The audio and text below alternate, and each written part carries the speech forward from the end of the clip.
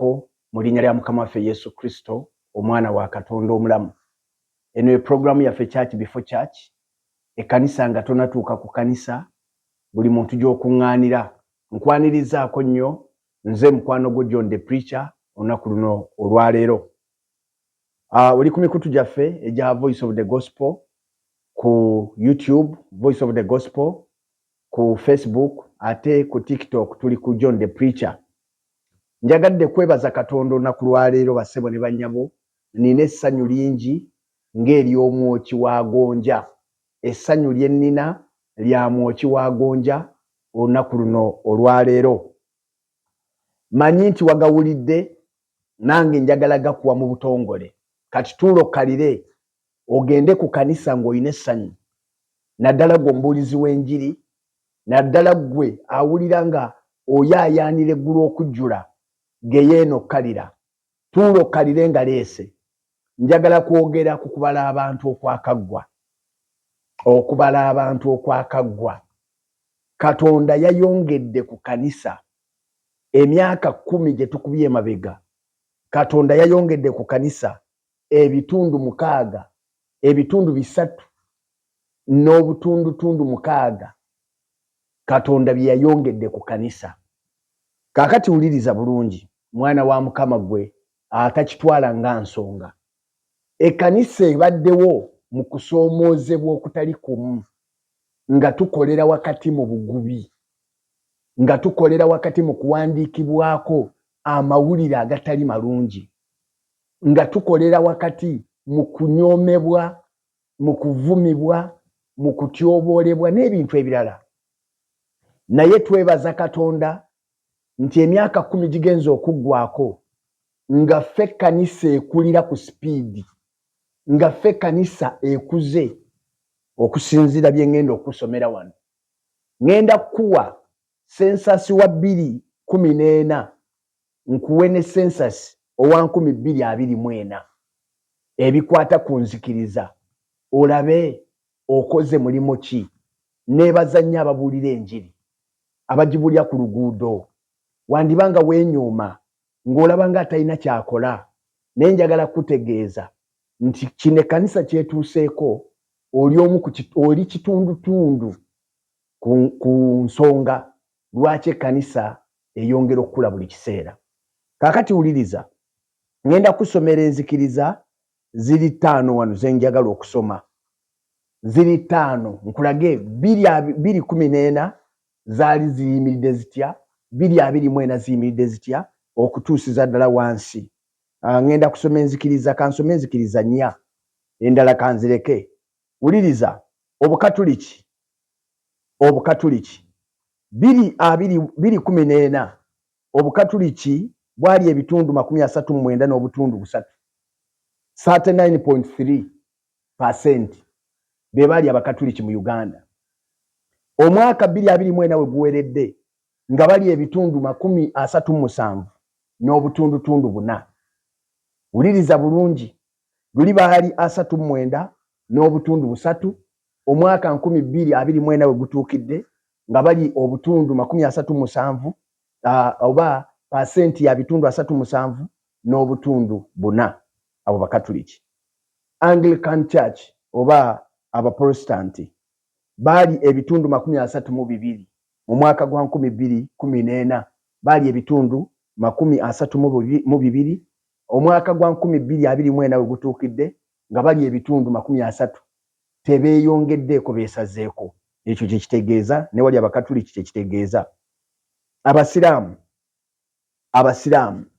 nziramu nti Abasiraamu baali ebitundu 13 n'obutundu 7. Mu mwaka gwa 2014 baali ebitundu 13 n'obutundu 7. Kati mwaka gwa 2024 babadde obutundu 13.6, beesazeeko akatundu kamu. Naye jjukira baganda baffe bano bawasa abakazi 4, ekitegeeza nti balina omukisa okuzaala abaana 4 buli mwaka. Naye mu myaka 10 tebeeyongeddeeko, wabula beesazeeko bwesazi. Kati ne tugenda ku Bapentekosto oba Abapentekooti, be balokole.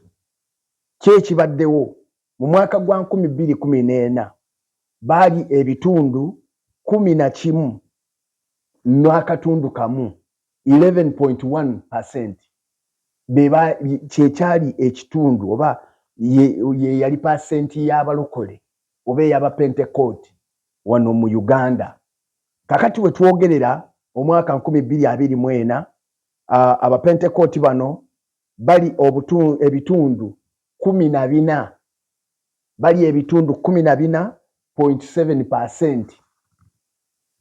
Gamba konti amina. Bali ebitundu 14.7%. Ekyo nno kitegeeza ki?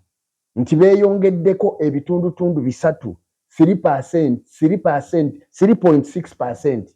Beeyongeddeko ebitundu bisatu n'obutundu 6 ku percentage gye balina. Ekyo nno kikulaga ki muganda wange ampuliriza? Nti omulimu gw'okola ogw'enjiri gw'amaanyi. Wakati mu kusoomozebwa okungi, Befeso nga bw'ayogera essula ey'okubiri olunyirwa 8 nti tulokoka lwa kisa. Ekisa kya Katonda kiwaludde abantu ne kibaleeta eri ekkanisa ne kibaleeta eri Kristo. Kyobadde tosuubira na kusuubira, kyobadde toyinza na kulowooza. Wakati nga amawulire gatukubako buli lunaku. Oli ne bw'aba yalokose jjo bamupaatiikako eky'obusumba naye era abantu basigadde bagamba oyo yakikoze muntu ffe twagala Yesu ataayonoona era tugenda kulokoka. Twagala mulokozi. Basebo ne bannyabo njagala kwebaza nnyo Katonda olw'ekyo. N'olw'ekyo mbazzaamu amaanyi ababuulizi b'enjiri. Mweyongere mubuulire enjiri. Kino tekimala. Eggulu terinaba kujjula. Eggulu terinaba kujjula n'akatini. Ebifo Kristo bye yagenda okuteekateeka bikyali bikalu. Naye bwe tubuulira enjiri tusobola okubijjuza mu linnya lya Mukama waffe Yesu. Ne Mukama waffe anaaweebwa ekitiibwa. Mugende mu maaso ababuulira enjiri, muddemu amaanyi. Ekindeese kubazzaamu maanyi na kubagamba nti omulimu gwe mukola Katonda agwagala era agusiima. Y'ensonga lwaki agukozesa okugaziya ekkanisa. Mujjukire nti ffe ekkanisa y'abalokole tetuzaala balokole. Abalokole bakkiriza bukkiriza. Nkiddamu tetuzaala balokole. Ffe abalokole bakkiriza bukkiriza. Ne bakkiriza ne bagamba nti nze nsazeewo olwaleero njagala kulokoka. Nga ne leero bwe waliwo agenda okulokoka. Wamma naawe bw'oba ogamba nti njagala kwegatta kw'abo abalokoka olwaleero ng'obadde ondaba nga tobadde mulokole. Naye ng'owulira naawe wandyagadde olokoke. Weegatte kw'abo abali ku mugendo ogugenda mu ggulu. Weegatte kw'abo abali mu kkubo lya Kristo eritwala abantu mu bulamu obutaggwaawo. Ddamu ebigambo bino wamu nange. Gamba nti ayi Yesu, nkwebazizza nnyo kubanga ompadde omukisa ne mpulira ekigambo kyo. Olunaku lwaleero nzikiriza n'omutima gwange era njatula n'akamwa kange nti ndokose. Sonyiwa ebibi byange byonna bye mbadde nkola era bye bankolera. Sangula amannya gange mu kitabo eky'okufa era ogawandiike mu kitabo eky'obulamu. Nkwebazizza Yesu kubanga onjagadde era ndokose. Amiina. Wazzeemu ebigambo ebyo omaze okulokoka. Kati noonya ekkanisa y'abalokole wonna weeri gy'otawulirako nziro. Gendayo okuŋŋaana olunaku lwaleero obagambe nti nze nalokokese nga ndi ku mikutu gya TikTok oba nga ndi ku Facebook oba nga ndi ku YouTube. Buli muntu kw'olokokedde ng'ogendeyo osabe ne Mukama waffe ajja kuwa omukisa. Mbaagaliza ekiseera ekirungi ab'emikwano. Katonda wa Isirayiri abanjagalire. Mbaagaliza saaviisi ennungi. Oyinza n'okunsindikira akameseji ku 0702 14 39 65 0702 14 39 65.